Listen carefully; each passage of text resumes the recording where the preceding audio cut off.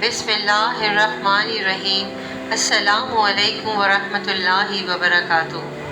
حضور غوث پاک رحمۃ اللہ علیہ کے مختصر حالات آپ کے ساتھ بیان کرتی ہوں۔ سرکار بغداد حضور غوث پاک رحمۃ اللہ علیہ کا اسم مبارک عبد القادر، آپ رحمۃ اللہ علیہ کی کنیت ابو محمد اور القابات محی الدین، محبوب سبحانی، غوث الثقلین، غوث العظم وغیرہ ہیں۔ آپ رحمۃ اللہ علیہ بغداد شریف کے قریب قصبہ جیلان میں پیدا ہوئے اور آپ رحمۃ اللہ علیہ نے 11 ربیع الثانی میں 91 برس کی عمر میں بغداد شریف میں انتقال فرمایا۔ نماز جنازہ حضرت سید سیف الدین عبد الوہاب علیہ رحمۃ اللہ نے پڑھائی اور لاتعداد لوگوں نے جنازے میں شرکت کی۔ مزار مبارک بغداد شریف میں ہے، جہاں دن رات زائرین کا ہجوم رہتا ہے۔ غوث کسے کہتے ہیں؟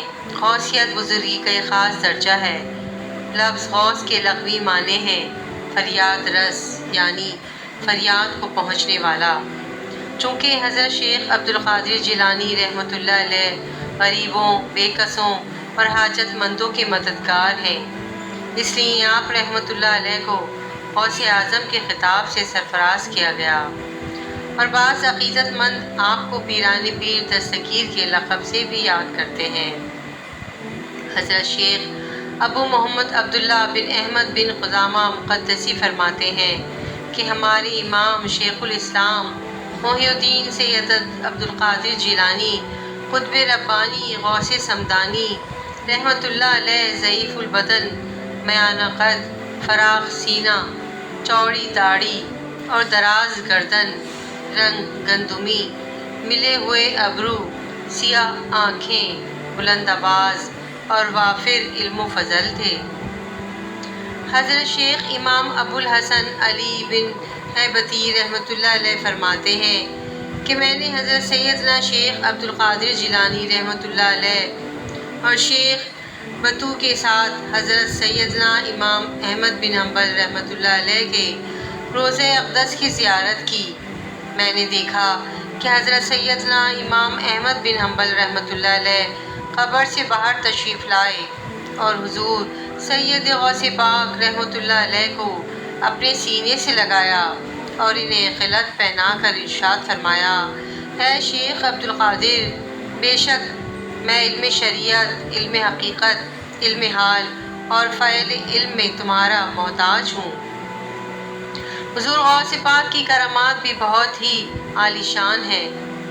ایک مرتبہ رات میں سرکار بغداد حضرت سیدنا شیخ عبد القادر جیلانی رحمۃ اللہ علیہ کے ہمراہ شیخ احمد رفاعی اور ادیب المسافر رحمۃ اللہ علیہ حضرت سیدنا امام احمد بن حنبل رحمۃ اللہ علیہ کے مزار پر انوار کی زیارت کے لیے تشریف لے گئے، مگر اس وقت اندھیرا بہت زیادہ تھا۔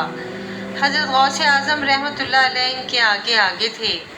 آپ رحمۃ اللہ علیہ جب کسی پتھر، لکڑی، دیوار یا قبر کے پاس سے گزرتے تو اپنے ہاتھ سے اشارہ فرماتے، تو اس وقت آپ رحمۃ اللہ علیہ کا ہاتھ مبارک چاند کی طرح روشن ہو جاتا تھا، اور اس طرح وہ سب حضرات آپ کے مبارک ہاتھ کی روشنی کے ذریعے حضرت سیدنا امام احمد بن حنبل رحمۃ اللہ علیہ کے مزار مبارک تک پہنچ گئے۔ سبحان اللہ۔ حضور سیدنا غوث اعظم رحمۃ اللہ علیہ کی عمر 4 سال کی ہوئی تو آپ کے والد ماجد سیدنا ابو صالح رضی اللہ تعالیٰ عنہ نے آپ کو مکتب میں داخل کرنے کی غرض سے لے گئے۔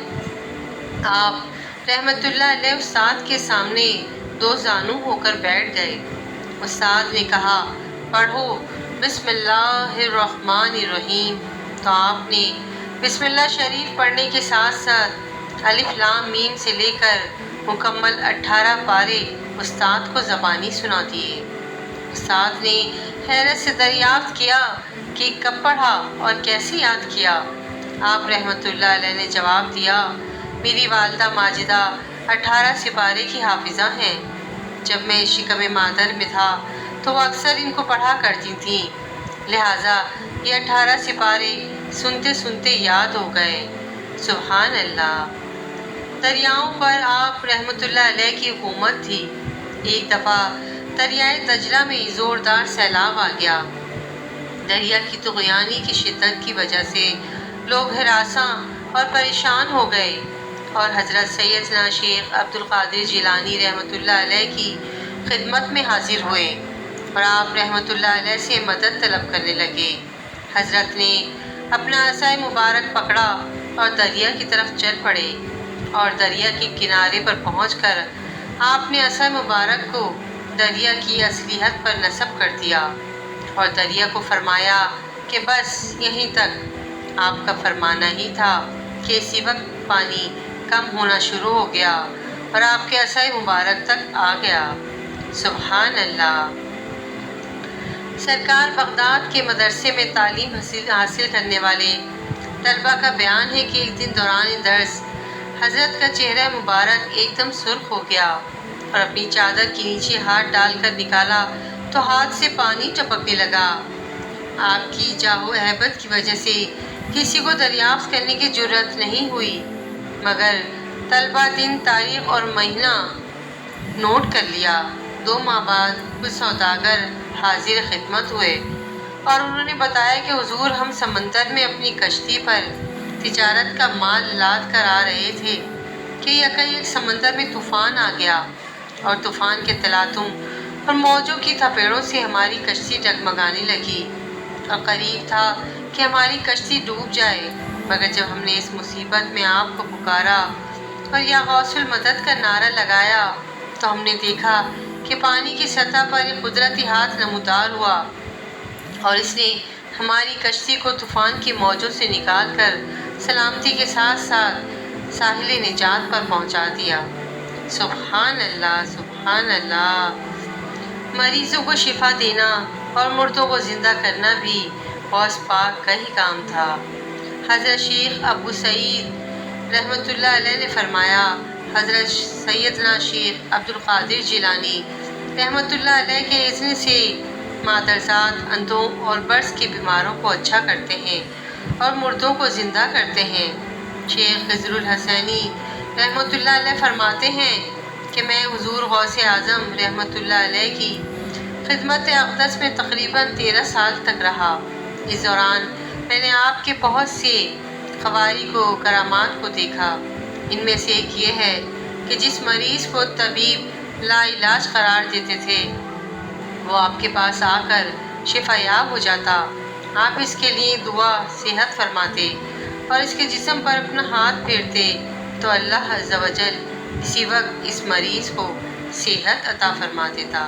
سبحان اللہ۔ ایک دفعہ کا ذکر ہے کہ ایک بی بی سرکار بغداد رحمۃ اللہ علیہ کی خدمت میں اپنا بیٹا چھوڑ گئیں کہ اس کا دل حضور سے گرویدہ ہے۔ اللہ عز و جل اور اس کے رسول صلی اللہ علیہ وسلم کے لیے اس کی تربیت فرمائیں۔ آپ نے اسے قبول فرما کر مجاہدے پر لگا دیا اور ایک روز ان کی ماں آئیں، دیکھا لڑکا بھوک اور شب بیداری سے بہت کمزور اور زرد ہو گیا ہے اور اسے جو کی روٹی کھاتے دیکھا۔ جب بارگاہ اقدس میں حاضر ہوئیں تو دیکھا کہ آپ رحمۃ اللہ علیہ کے سامنے ایک برتن میں مرغی کی ہڈیاں رکھی ہیں جسے حضور رحمۃ اللہ علیہ نے تناول فرمایا تھا۔ عرض کی، اے میرے مولا، حضور تو مرغی کھائیں اور میرا بچہ جو کی روٹی؟ یہ سن کر حضور پرنور رحمۃ اللہ علیہ نے اپنا دست اقدس ان ہڈیوں پر رکھا اور فرمایا، یعنی جی اٹھ اس اللہ عز و جل کے حکم سے جو بوسیدہ ہڈیوں کو زندہ فرمائے گا۔ یہ فرمانا تھا کہ مرغی فوراً زندہ سے اس عالم کھڑی ہو کر آواز کرنے لگی۔ حضور اقدس رحمۃ اللہ علیہ نے فرمایا، جب تیرا بیٹا اس درجے تک پہنچ جائے گا تو جو چاہے سو کھائے۔ سبحان اللہ، سبحان اللہ، سبحان اللہ۔ کیا خوبصورت واقعات اور کرامات ہیں ہمارے پیارے غوث الاعظم دستگیر کی۔ آپ کو یقیناً پسند آئی ہوں گی۔ پسند آئیں تو پلیز میرے چینل کو لائک اینڈ سبسکرائب ضرور کیجیے گا۔ جزاک اللہ خیراً کثیرا۔